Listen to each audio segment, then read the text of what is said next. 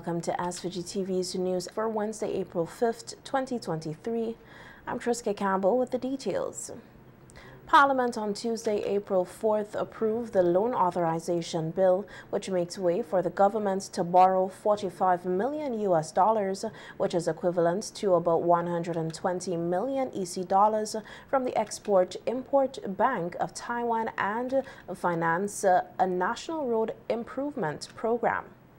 The bill was presented in Parliament by Minister of Finance, Economic Planning and Information Technology, Camila Gonçalves, who said the loan is one of the tent poles of the capital program of the government, not only in 2023, but also in 2024 and 2025, which has already been outlined in the 2023 budget debate. In the budget debate, the government said the following. I'm quoting now. I see at least one honorable member with her budget speech in hand. So I'll direct her to page 8 of that document. The two honorable members. To page 8, it says, and I'm quoting, Budget 2023 establishes a 3-year, $120 million national road rehabilitation project to be funded by a soft loan from the government of Taiwan, supervised substantially by the Taiwanese firm Overseas Engineering and Construction Company, the OECC, and utilizing Vincentian subcontractors. The National Road Rehabilitation Project will spend at least $27 million of its $120 million total in 2023, with the remaining expenditure split over 2024 and 2025. The moment that the resources become available from Taiwan, and that's why we're here now, the moment that the resources become available from Taiwan, the plan is for OECC to begin road work on the roads for which designs and costings already exist. While those shovel-ready roads are being rehabilitated, design and costings of the remaining roads will continue, ensuring that there is minimal downtime between completing one road and beginning the next. The Ministry of Transport and Works, led by Minister Montgomery Daniel, has met extensively with the leadership of the OECC, and we are confident that we have applied lessons learned from past major road projects to ensure that the National Road Rehabilitation Project proceeds smoothly and seamlessly. Minister Gonçalves said for the first year starting this year under the 3-year Roads Improvement Program, they plan to spend just over $25 million. In 2024, just over $35 million, and in 2025, about $40 million, but the numbers may adjust as they go along with the work. That expenditure this year of roughly $25 million, Madam Speaker, would be approximately half of what we announced to be a road program on the order of somewhere close to $50 million. And in addition to that $25 million, Madam Speaker, there are numerous other roads in the budget. We're not here to debate those, but I'm just mentioning for fullness that not every road being built is part of this Taiwanese loan. We have resources from the Caribbean Development Bank, for rehabilitation and reconstruction of roads and bridges. We have money through the Basic Needs Trust Fund, the BNTF, which is also CDB funded, for the construction of multiple roads. Many of those roads, Madam Speaker, I'm advised, are beginning this week or immediately after Easter. A number of those roads are commencing as we speak. There is money in the budget additionally through OFID and the Kuwait program for that construction of secondary village and feeder roads program. There is money through the European Union, feeder road improvement program. There's money under the VEEP for Bailey bridges and adjacent roads.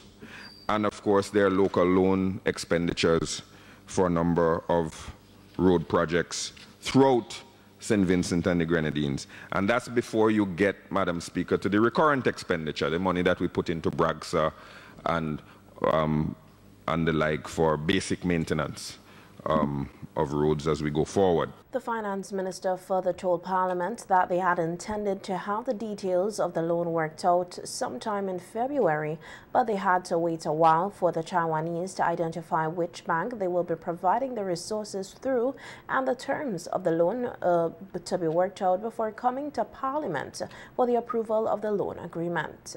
We're not sitting idly by, Madam Speaker, while the lawyers and the personnel in the Ministry of Finance were negotiating with the Taiwanese about the details of this loan. We created, since the budget, a special unit and a committee to drive the road rehabilitation project, including the hiring of a former chief engineer to have specific authority and responsibility for driving this particular component of the road rehabilitation project. I'm always a little at sea, Madam Speaker, under the rules about calling people's names, because I know it's to be frowned upon. So I don't know if I should mention the name, if that's permissible in the circumstances. So we've hired the former chief engineer, Brent Bailey, to superintend the road rehabilitation project. And as we all know, in this Honorable House and nationally, he's a very experienced engineer. He served in the past as our chief engineer and has extensive experience with road construction. And even while he wasn't working in the government, he was doing projects for the government, most recently the Long Line Road in North Leeward. And he's worked in Grenada, he's worked in Antigua and Barbuda, and he is now on this project full-time as the engineer who will be driving the road reconstruction here. We also, Madam Speaker, did a compilation of roads for which designs already exist. The Ministry of Transport and Works, we're not starting this program with a blank slate. The Ministry of Transport and Works had an archive, if you want to call it that, of roads that had already been designed. The drains, I don't know, I don't want to go too far afield, Madam Speaker, and talk about things I don't know. But the various aspects of the road that needed to be designed. So we did an inventory of roads for which designs already exist. And then we did a costing of those roads to see how much those roads would cost in today's post-Ukraine war current global inflationary environment. So we did that inventory, we did some costings. Minister Gansov said they have also identified priority roads for which designs do not yet exist, and also an assessment of which roads require repair or complete reconstruction.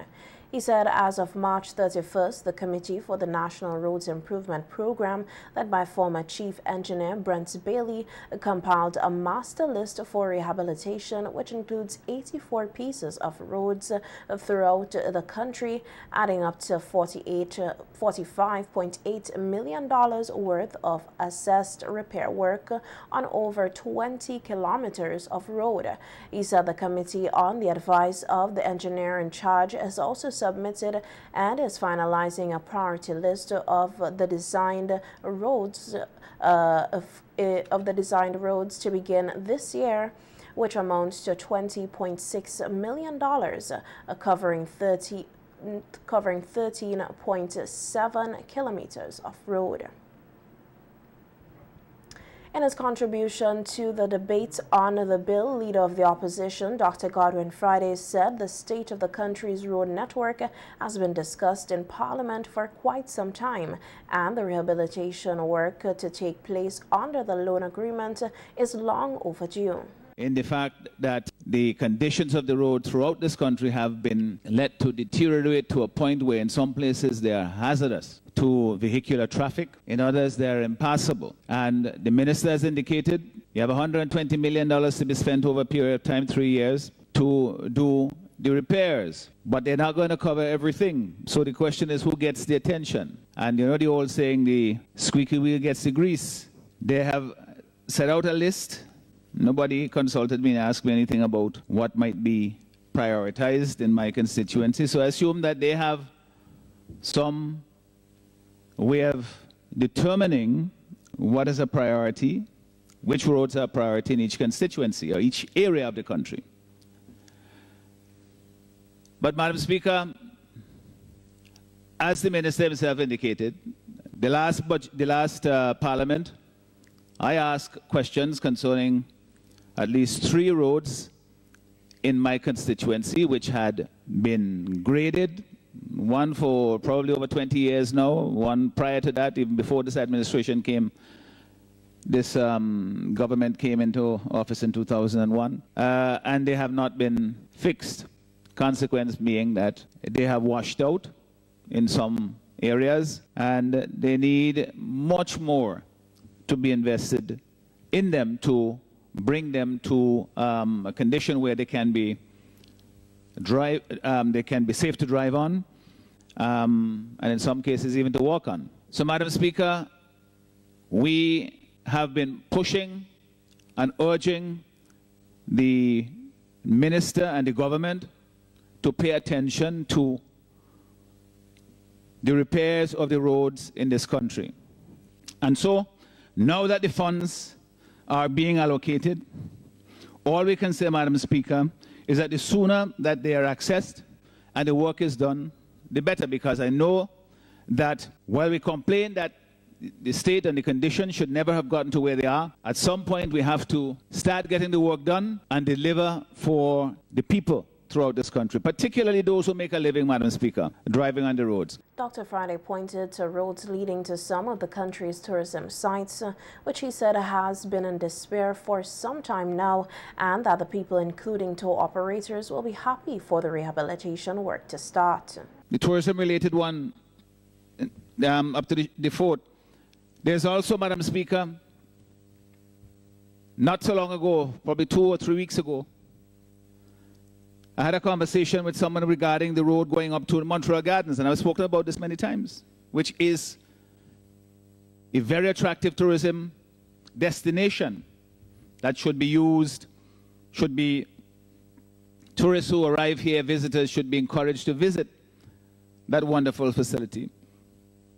And I've raised this, Madam Speaker, over the past 10 years in this Honorable House, and still the road remains, in fact, has gotten worse over that period of time. I've heard some sort of lukewarm commitment, if you could call it that, in this House, that work is going to be done, that it's going to be fixed sometime soon.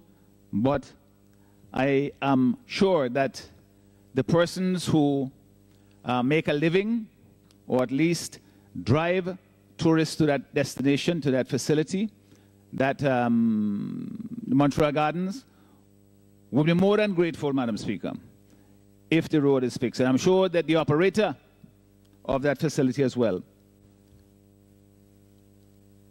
would be grateful for that to be fixed, because without it, the access is severely restricted, because, quite frankly, some of the drivers decided that they're not going to go in areas where the roads are bad, because you make a couple of $100 on the fares, and then next week you had to go and fix the suspension on your vehicle. The opposition leader said while the money that has been allocated to the National Roads Improvement Program may sound like a lot, he doubts that it is enough to undertake the work required to get the country's road network in a better condition. Roads all over the place are so bad, you want to ask yourself, well, how far is that going to carry us, and how fast it can be done? I know in my own constituency I raised this about, I think, last year. But it just came back to me again because I drove there recently, within the past week. And as I gingerly traversed the broken road, Madam Speaker, I asked myself, how much longer can we continue? And this is an area, we call it Broad Road, it's in Union Vale, from the main road to Spring, going over towards Pretoria. I don't know, people here, some of you might not understand. You know the area I'm talking about. We call it Sammy Bridge, that area there, going up above that. And I remember, Madam Speaker, driving on that road, walking on that road for years, but it's been like that. And it has deteriorated to the point now where you essentially have to inch forward as you go down a certain section. And then further over, it's terrible. And you shouldn't have to wait, Madam Speaker, for it to be in such a bad condition before work for regular maintenance is done, so that you have to have a massive project of $120 million rather than having regular maintenance. Madam Speaker, I really do hope that this project will be accelerated, that the work will be done effectively, and that the persons or the, well, I hear the OECC will be in charge of the supervising the building process, but that it is done with integrity as well.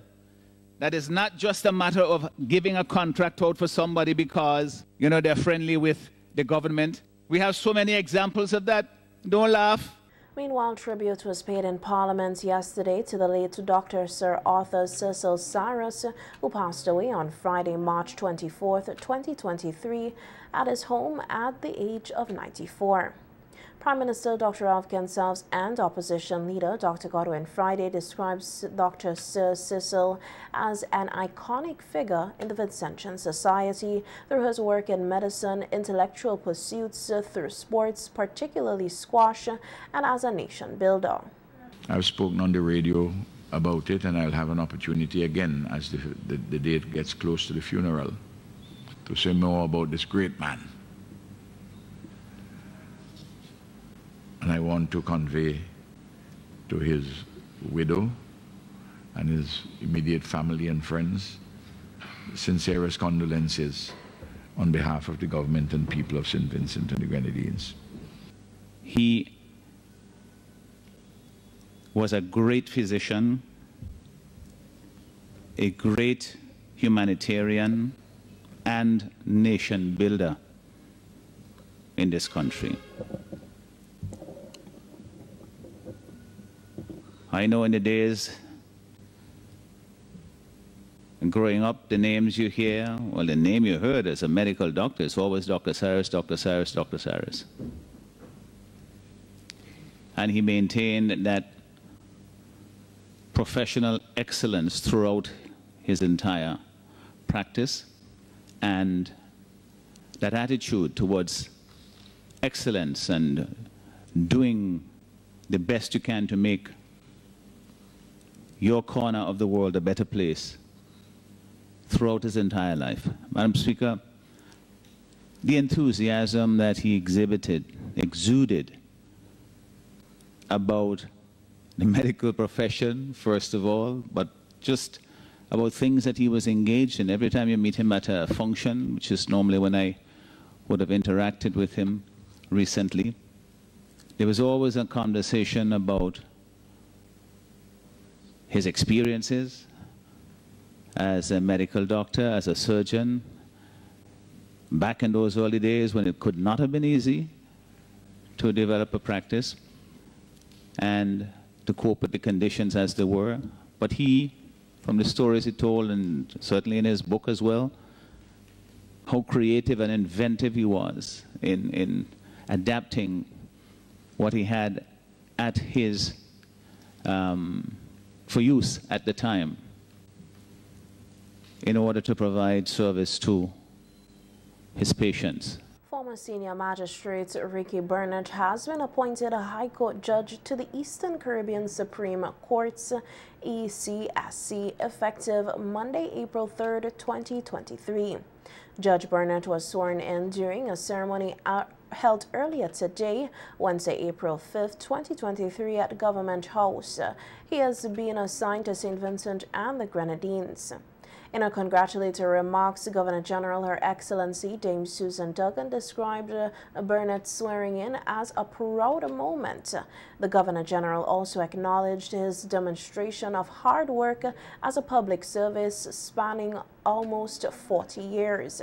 In his remarks, the new High Court judge spoke of his humble beginnings, adding that he did not allow his circumstances to deter him from achieving his goals. Judge Burnett also paid tribute to those persons who have assisted him since childhood and paved the way for his current career appointment as a High Court judge to the Eastern Caribbean Supreme Court. Today marks the commencement of the activities to commemorate World Health Day 2023, which is observed annually on April 7th. An opening ceremony and health fair was hosted by the Ministry of Health, Wellness and the Environment today at Heritage Square in commemoration of the day, which is this year being observed under the theme Health for All. At the fair, a number of health products were on display and health tips were provided to members of the public. At the opening ceremony, Permanent Secretary in the Ministry of Health, Wellness and the Environment, Cuthbert Knights, urged Vincentians to take their health seriously, noting that each person should work to achieve the highest standard of health.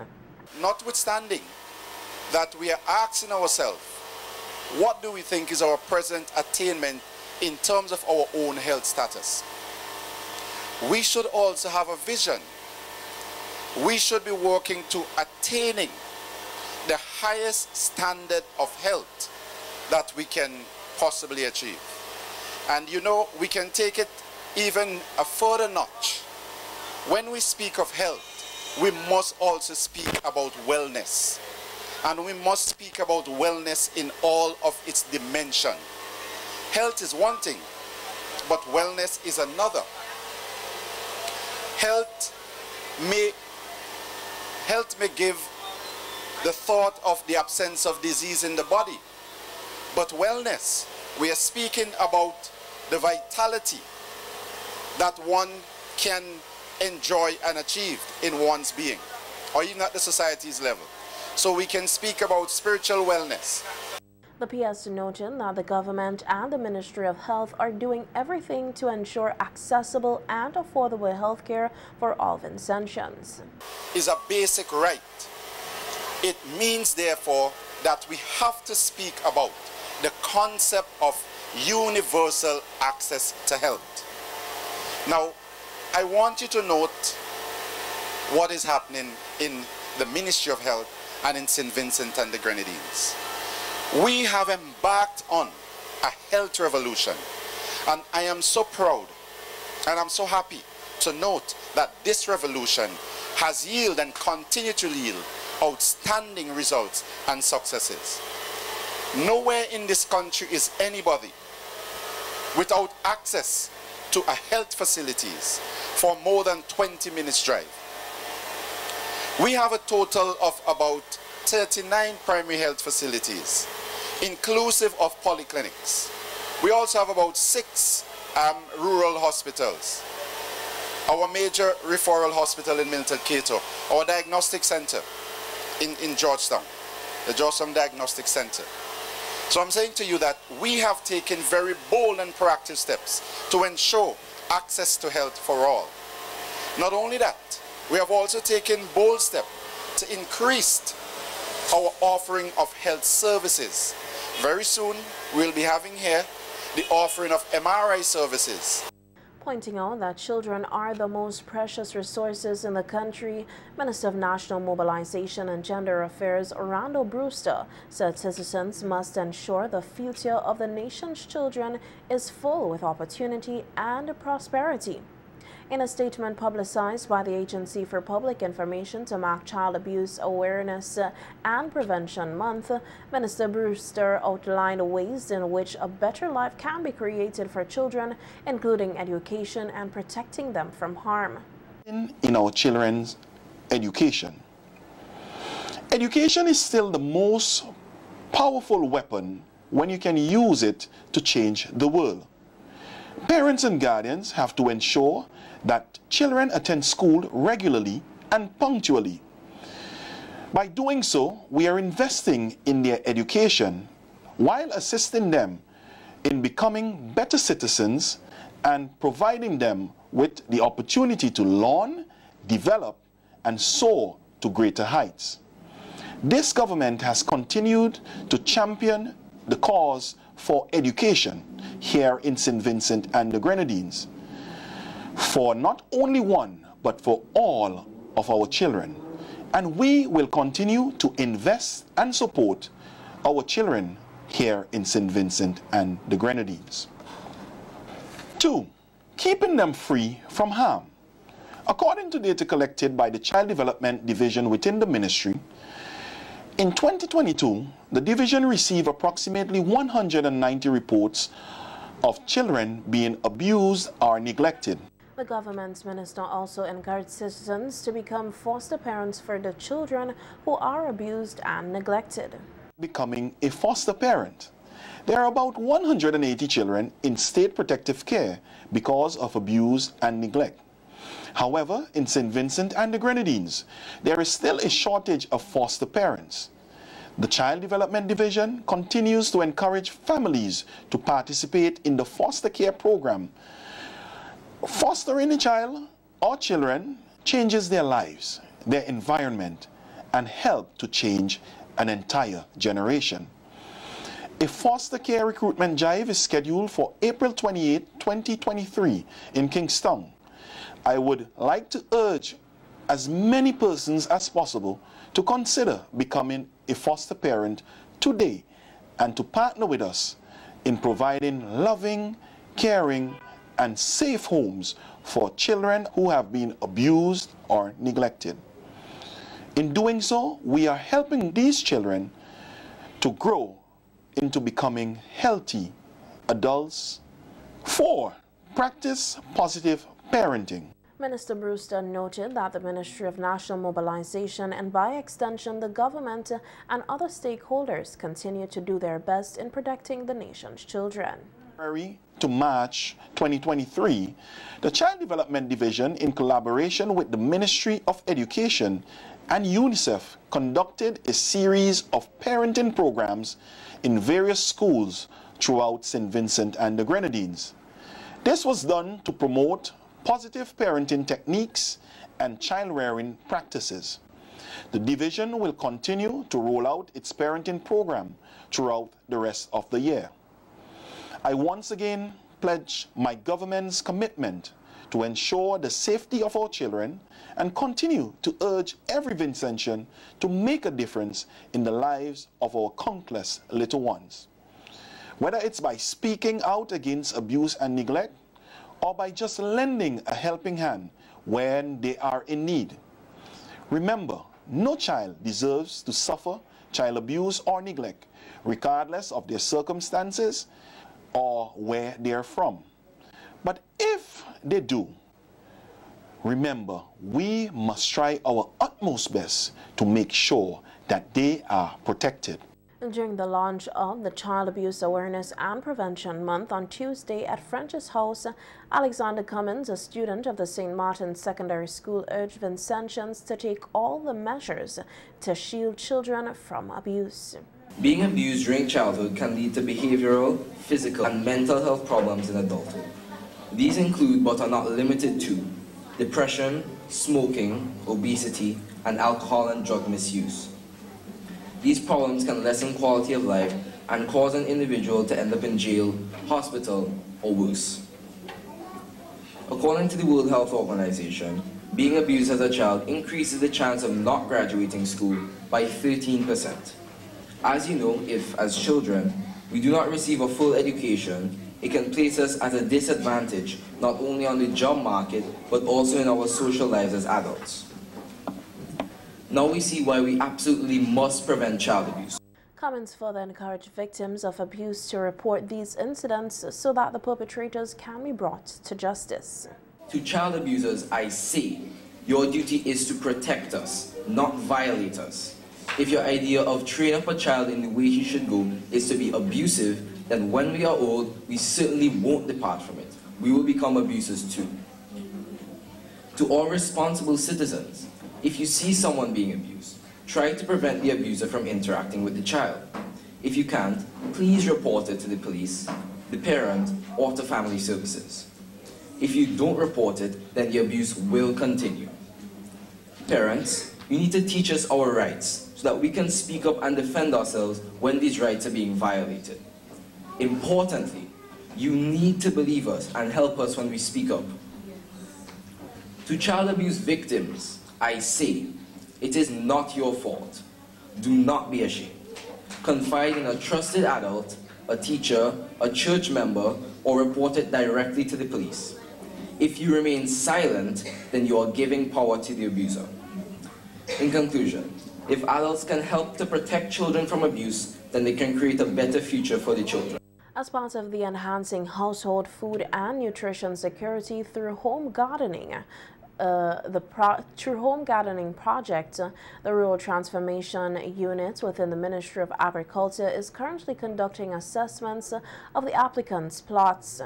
According to a news release, so far the assessment has been done in Bayaboo, Beckway, Otterley Hall and Montrose and will continue throughout this week at Leyu, Penniston, North Leeward, Belair, Villa and other surrounding areas. 5 youth groups, which include Chateau Passion, Innovative Youth in Agribusiness, Multipurpose Cooperative, Beckway Dynamic Investors, Youth in Agriculture, Multipurpose Cooperative, and Infusion Co. will also benefit from the project. These youth groups, along with some home gardeners, will receive training in various aspects of vegetable production and good agriculture practices, among other services. The Enhancing Household Food and Nutrition Security through Home Gardening Project was launched on Monday, 23rd of January 2023 in collaboration with the Association of Evangelical Churches of SVG.